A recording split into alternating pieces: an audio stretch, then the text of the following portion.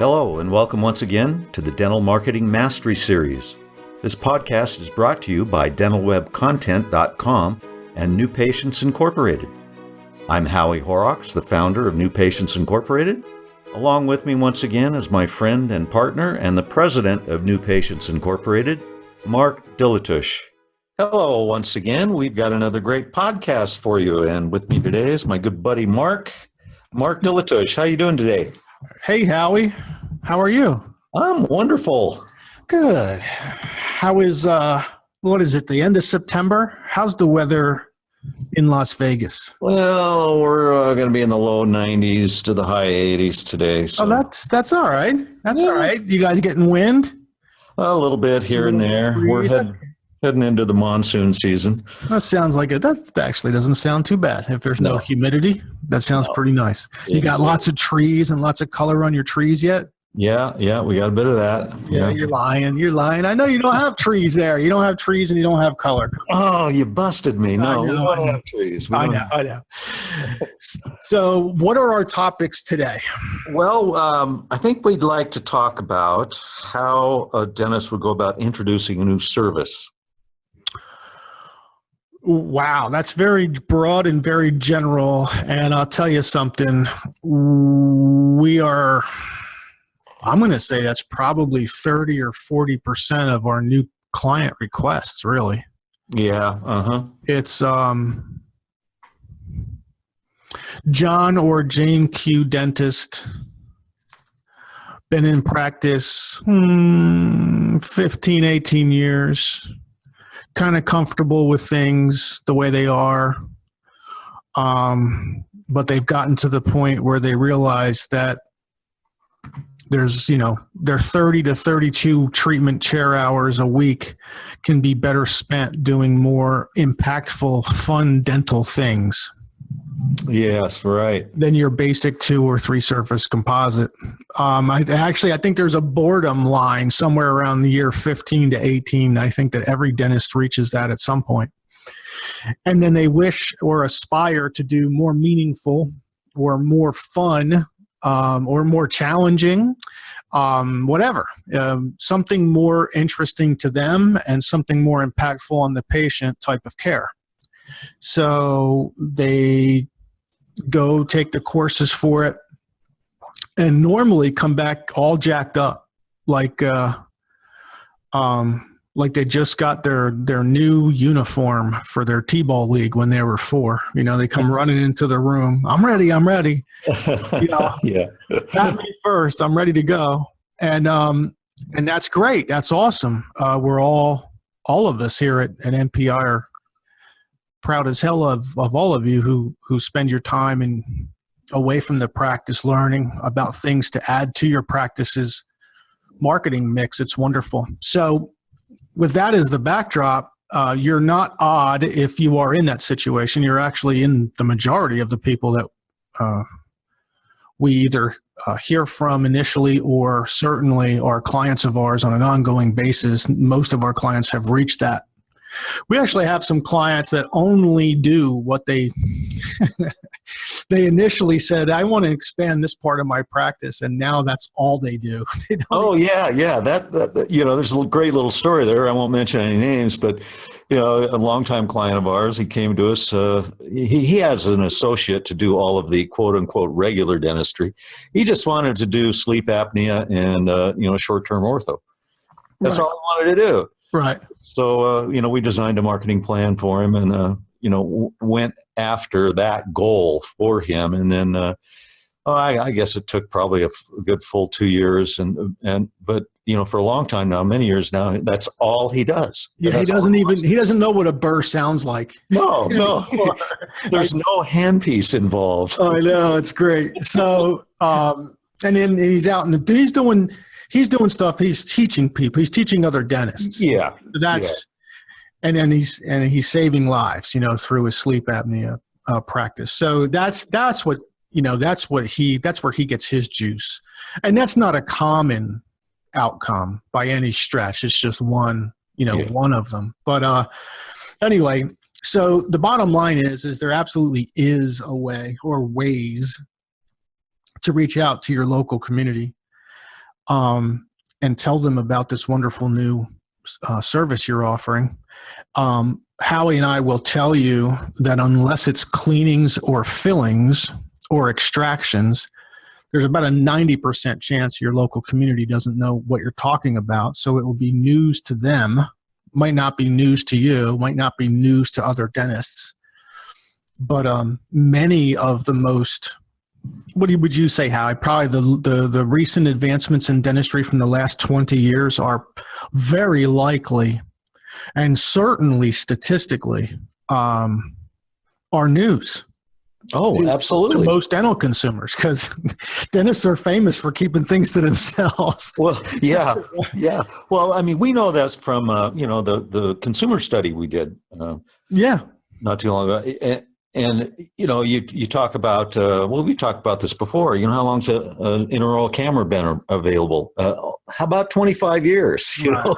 Right. And it was virtually, not completely, but largely unknown to the survey respondents that we inquired of. And they're going, what's that? Right. So, Yeah. So basically the bottom line there is if you do have a new service that you want to present to the local community, it can be done. And there's a really good chance that they're going to respond positively, at least initially, and which would lend us to building a marketing plan for this specific issue, which always leads our advisory team to what costs the least and what gives the best statistical chance of success. So anytime you add a service and you want to reach out to your local community, always start with your existing patient base. Yeah, that's right. Okay? And that could take you, now you don't overdo it. There's dentists out there making really bad mistakes, actually, of overhyping to their existing patient base. Your existing patient base wants to hear from you about 3 to 4 times a year. Anything more than that, and they're going to tune you out. They'll also tune you out if you put too much information into a piece, whether it's a printed piece or a piece on a web page or a piece anywhere. It doesn't matter. They're going to tune you out. So you have to be careful with the volume that you present to your existing patient base. However, that is always the place that you start. You start there because you are minimizing a boatload of risk. Your own patients know you. They know your office location. They know the parking. They know the driving patterns of the time of the day that it's going to take for them to drive to you. They are so familiar with you. That takes down, I would say, half the barriers in order to sell a new service. Yeah. So yeah, they already like you, presumably, because they've already given you money, and so you have limited few barriers to overcome there. Right. So what you always start internally, and people ask me all the time, well, what does internal promotion mean? Internal promotion is any way you communicate to an existing patient, either when they're in your office physically or after they've gone home. So internal promotion could be something as subtle as a reception room loop that talks about, let's say that you just finished your implant course, a reception room loop that talks about the benefits of dental implants. No sound, no words, just a few slides on a reception room television. And then the patient goes in the back. And at the treatment plan consult, you happen to mention that one of the solutions for the missing tooth or the slipping denture or problem X that the patient is experiencing might be a dental implant. At that point, that patient already understands at least the primary benefits of a dental implant because they were watching the reception room loop on their way in. Another example might be an email that you send your patients, a single topic email on the benefits of dental implants that you email your patient base. Let's say, whatever. You may send one every quarter out to your patient base.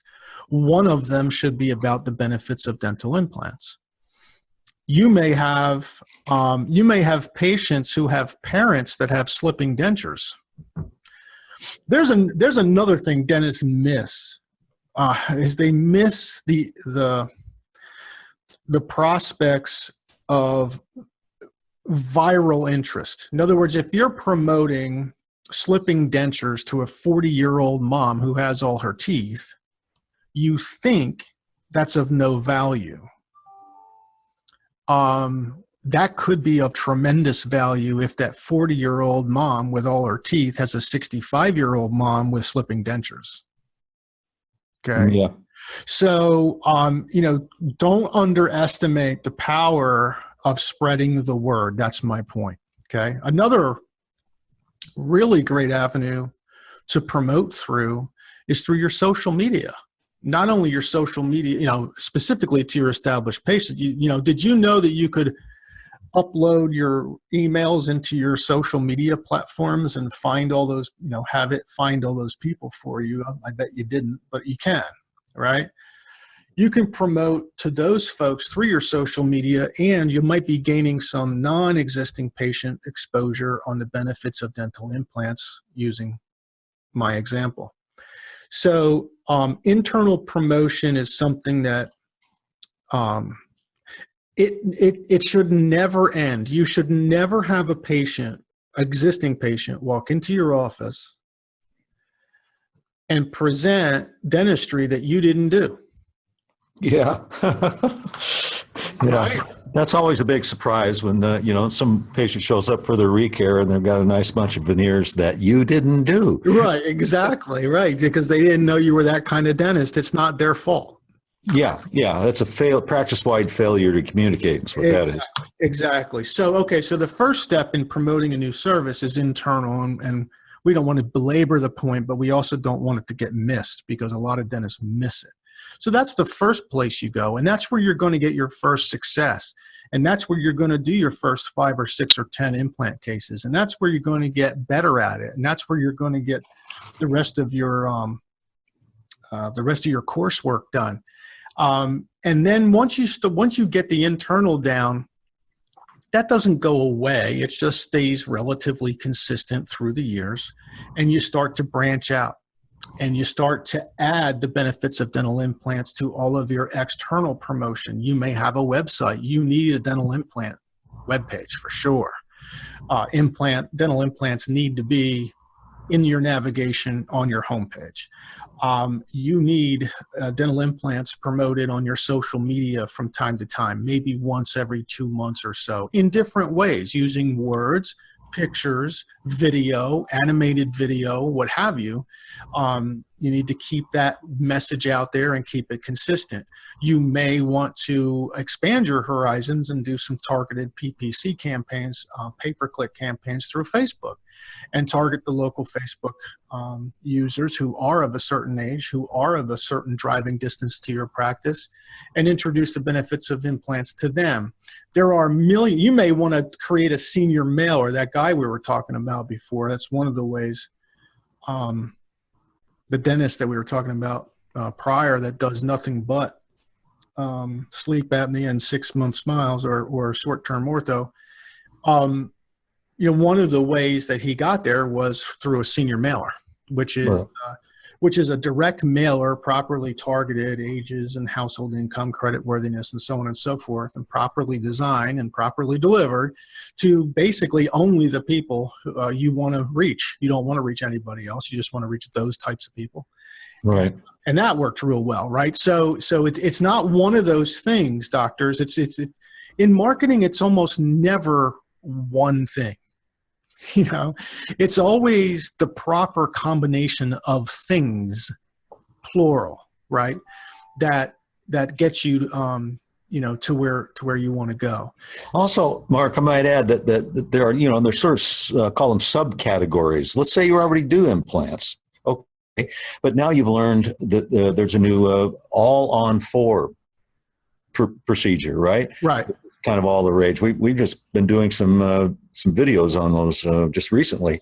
Right. And it's a fairly new procedure or treatment or process, and maybe you go out and you learn that. And so now you've got not just implants and the benefits of dental implants, you've got the benefits of this particular procedure that have, that considerably makes it easier on your patients than maybe prior procedures. So, subcategory. Yeah, no, absolutely. And I think everything that we just discussed, all of that, the emailer, the reception room loop, the all-on-4, the senior, all that stuff is on Dental Web content. Yeah. Yeah, so you just basically just type in dental implants and poof, there's everything you'd ever need to promote dental implants staring you in the face. You just basically you just click on them and customize them, or we will, and then you just use them. So and if we're doing it, if NPI is doing it for you, then we would do that stuff, right? So, or if you want to do it yourself, use the content in DWC. However you want to do it.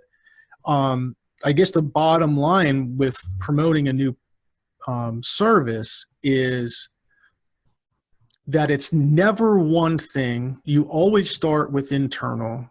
You always do those cases first and then slowly migrate external. You always add in the new service into the external promotions that are already working for you. So here's my point. If you have a print ad, let's say, in a local newspaper, maybe, I don't know, maybe you're the last dentist to do that. But let's say you have an ad in a local newspaper and it's working really, really, really well. Well, then create an ad for implants for that same local newspaper. There's no reason to go try something brand new just because it's a dental implant, right? There's always fold in the new service into a marketing initiative that is already working for you before you go try a new avenue. That's right. Okay. Right. If it works, chances are it's going to work for a different subject. That's my point. Right. And another aspect of that, what you just touched on, Mark, is, the tried and true press release, along with any sort of local advertising that you do. I mean, it is newsworthy that the dentist went out and took this course and has a brand new slant or a brand new approach to delivering dental implants, for example, and that would be maybe the all-on-4 procedure. That's news in a local community. And you can get press releases, especially if you also buy ad space. So you can get the ad, and then you can get the little news story about how you went somewhere and you learned this procedure from. Sure. Yeah, that sort of thing. I wouldn't overlook that. A lot of people might poo-poo it in the internet age, but people, the big newspapers are kind of on the downside, but local newspapers are pretty much doing fine. Yeah, the local ones and the micro local ones, the ones that are like community newspapers, they're all doing just fine. Yeah, space they always should have been. Yeah. They could have been catering to the advertisers immediately around them because their distribution is immediately around them. Duh. That's what they should have been doing all along. So, okay. I get you. So anyway, the bottom line, just to recap, introducing a new service it's awesome. We're all happy and proud of you, and we want you to take those new skills and make a difference in patients' lives. So start internally, get your feet wet. It's so funny, with almost every new thing, there's always operational protocols that have to be changed. There's scheduling protocols. There's always something that needs to be altered or changed for every new service that a dentist provides. So do that internally with your existing patients. Get used to everything, get knowledgeable with everything. Then when you're ready for more, go external in a venue that has already proven to work for you, because changing the subject hardly ever changes the result. And then you can expand from there. You can expand into something new and then simply use our formula for what works, what provides the least risk to the most risk, and always start with the least risk. Right. You got anything else, Howie? No, I think we've beaten that one to death. We're going to sign off now and thank our audience for listening once again. We really appreciate it. And yes, same here. We'll be back shortly. Thank you. We hope you've enjoyed our podcast today. You can find more podcasts on our YouTube channel, on Stitcher, and iTunes. Also on our websites, dentalwebcontent.com and newpatientsinc.com.